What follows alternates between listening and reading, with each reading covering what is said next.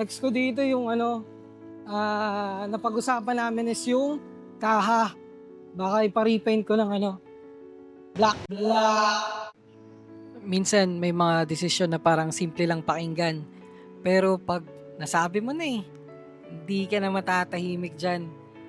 Isang salita, black.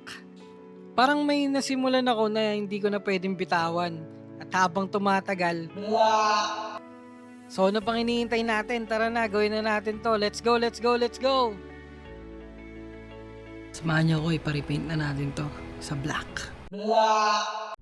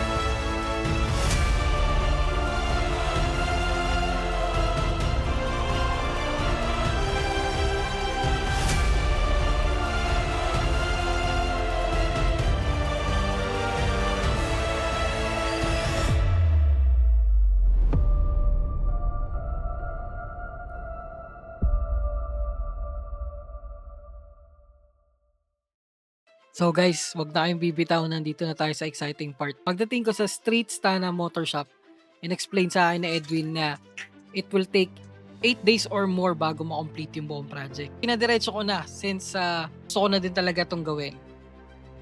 First step is tinanggal niya na lahat ng mga kaha and prepare niya na for repainting. At ang gagawa nga pala nito ay si Repli Paint. Hindi lang siya basta pintor, si Repli Paint kilala yan sa detalye, sa kalidad, at syempre sa quality na finish.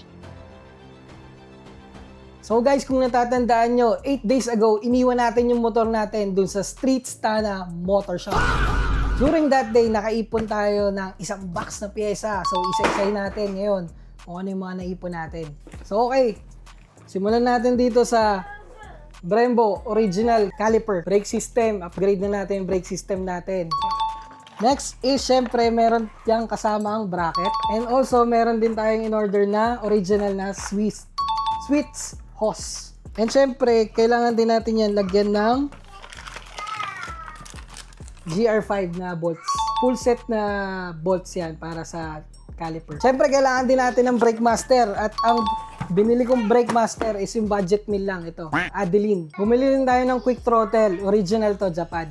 Bumili din tayo nitong anti-putek or mud guard. So guys, bumili din tayo nito, throttle elbow. Since nagpa-repaint tayo, natanggal yung Giorno logo na silver. Pinalitan na natin itong black original.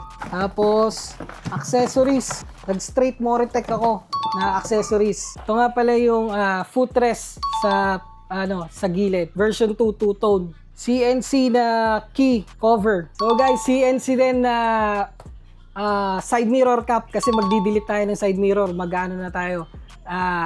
Bar end side mirrors. Next is yung pambukas dun sa gilid na bulsa. CNC din, black. Next is brake cable guide. Brake cable guide. CNC. Tapos ito yung hook. CNC hook ng Moritech. Tapos brake line. CNC din na brake line. Brake line guide. And lastly, Moritech din na two-tone brake levers. Papalitan natin yung levers para pare-parehas na siya. So guys, dyan na natatapos yung natin, isang box na ipon natin during the 8 days. So ang gagawin natin guys, dadalhin na natin to doon kay Streets Tana para i-install niya sa motor natin. So guys, nandito na tayo sa Streets Tana Motor Shop. Bossing! Yun! Yeah. Ay, hindi yung sa... Ayos Bossing. naman. Explain ko na to. Dami. So natapos na din yung repaint ng ating motorsiklo. At pagkatapos niyan, pinakita sa akin ni Edwin yung tindig ng motor. And hindi ako satisfied. Sabi ko, papa-repack ko kasi gusto ko medyo mas mababa pa. Pero goods pa rin yung play. As you can see here, medyo bumaba na nga yung motor natin. Mas gumanda na siya compare sa dati. Bago ko pala makuha yung motor, final buffing muna yan ni Replipaint. Sinigurado niya talaga na makinis at saka may paint correction pa yan na ginawa. Ang tawag pala dyan ay flow coat. Sa active quick throttle natin, hindi ko na siya pinapasok sa loob, sa labas lang siya. And yung bar and side mirror natin which is 7 speed, lalong mas bumagay. And yung logo natin na Giorno, kung napapansin nyo, black na siya. And finally, yan na, sobrang ganda ng kinalabasan. At ano pa hinihintay natin, puntahan na natin sa Street Stana Motor Shop. So alright, today kukunin na natin yung motor natin. Doon lang sa may sa Street Stana Motor Shop. Kasi okay na siya. After I think 10 days, kunin na natin. Kasi medyo tumagal kasi paint nga yung repaint. Talagang matagal talaga yung proseso nun. Let's go! Tara, let's go. Tricycle tayo. Tapos puntahan natin doon sa may shop. And then excited na din ako kung anong magiging itsura niya. Actually sa picture ko pa lang siya nakikita eh. Kasi na-update tayo ng gumagawa. Hindi ko rin mapuntahan kasi yung check ba kasi busy, sobrang busy. Yan, and so we're here. Ito na tayo. Waiting lang.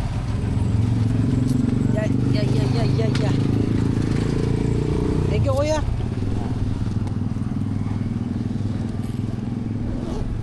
Let's go. Dito na tayo. Tingnan natin kung anong itsura. Hindi pa nakikita sa personal eh. Bossing. Morning.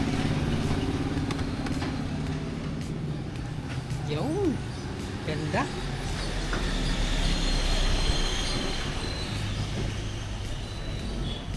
Hindi na tumatama yun sa shock.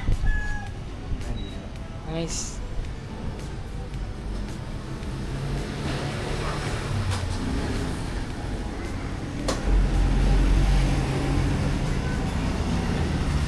Ayos, ang ganda.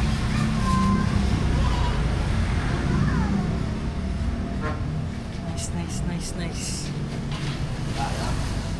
So ito na siya, guys. Kapalan ko natin. Talaga pag-itim eh. Kahit dandruff. Kita yung dandruff eh. Grabe, ang ganda. Lumabas yung... Bumabas, lahat ng binili mong pyesa. Oo. Diba? Nag-stand out, lahat. Grabe. Bumagay din yung delete ng ng side mirror.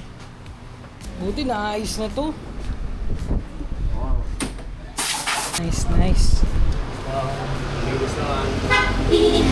Grabe, ang ganda nung lumabas talaga nung nalagyan nito. Okay guys, ikutan natin yung motor natin.